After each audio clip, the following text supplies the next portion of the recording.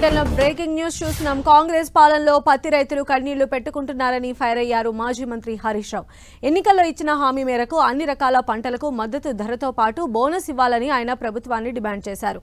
పత్తి క్వింటాల్కు 7,500 రూపాయలు ఇవ్వాలని కోరారు. తెలంగాణలో అతిపెద్ద మార్కెట్లో ఒకటైన ఖమ్మం పత్తి మార్కెట్ను హరీష్ రావు బీఆర్ఎస్ నేతలతో కలిసి సందర్శించారు. రైతులను అడిగి సమస్యలు తెలుసుకున్నారు. కాంగ్రెస్ పాలనలో రైతుల పరిస్థితి దారుణంగా మారిందన్నారు. వరంగల్ రైతు డిక్లరేషన్లో ఇచ్చిన ఏ ఒక్క హామీని కూడా అమలు చేయలేదన్నారు.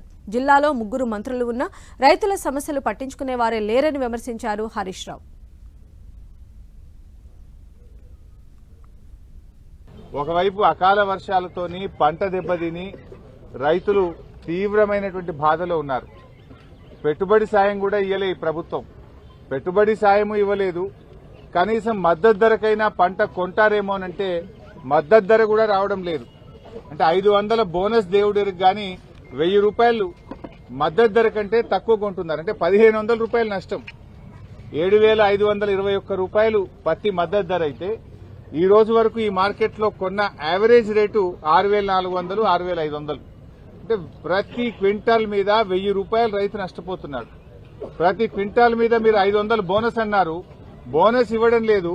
పైగా 1000 రూపాయలు మద్దతు ధర తక్కువ ఇవ్వడం వల్ల ప్రతి రైతుకు క్వింటల్ మీద 1,500 రూపాయలు ఈ కాంగ్రెస్ ప్రభుత్వం నష్టం చేస్తా ఉంది. మరి జిల్లాలో 3 మంత్రులు ఉన్నారు. ఏ ఒక్కరోజు కూడా వాళ్ళకి ఎందుకు ఈ మద్దతు ధర రావడం లేదు? 3 మంత్రులు ఒక దగ్గర కూర్చొని ఎందుకు రైతుకు ఎంఎస్పీ రావడం లేదని ఒక్కరోజు కూడా ఎందుకు రివ్యూ చేయడం లేదో నేను అడుగుతా ఉన్నా.